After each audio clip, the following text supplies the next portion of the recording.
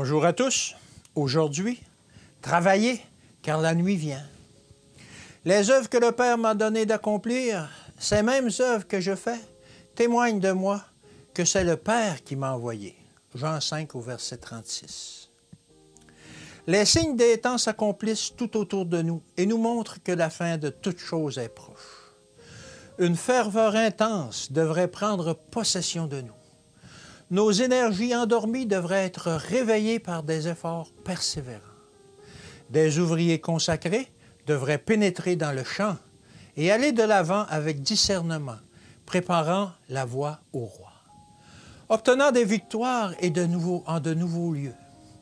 Que les ouvriers du Seigneur travaillent avec joie et confiance. Certains de ceux pour qui ils travailleront écouteront le message et accepteront la vérité. Qu'ils fassent ce que Dieu leur a demandé de faire. Leur succès sera proportionné à leurs efforts. Les Écritures déclarent, « Si quelqu'un d'entre vous manque de sagesse, qu'il la demande à Dieu, qui donne à tous simplement et sans reproche, et elle lui sera donnée.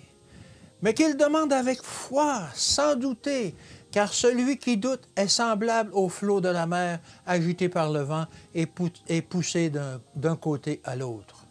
Qu'un tel homme ne s'imagine pas qu'il recevra quelque chose du Seigneur. » Jacques 1, versets 5 à 7.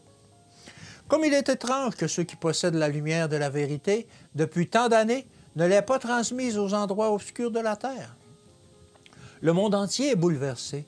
Le Seigneur appelle les siens à se réveiller de leur sommeil. Mes frères et sœurs, cessez de critiquer les autres, mais critiquez sévèrement vos propres paroles, vos propres mobiles. Nous n'avons pas de temps à perdre en utilisant les méthodes de l'ennemi.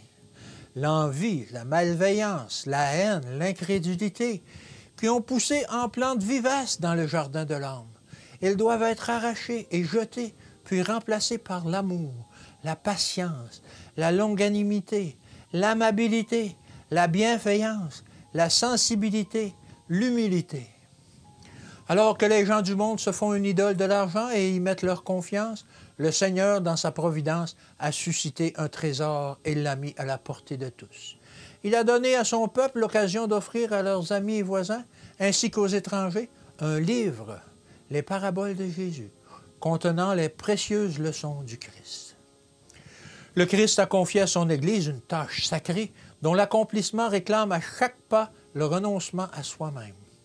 Quand on verra ceux qui croient en lui soulever la croix et la porter pour le suivre sur le sentier de l'abnégation, faisant avec bonne volonté tout en leur pouvoir pour apporter les bénédictions pour lesquelles le Christ est mort, un témoignage sera rendu de la puissance du christianisme.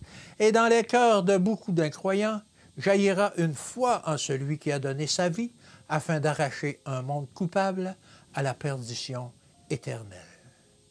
Bonne journée et à demain.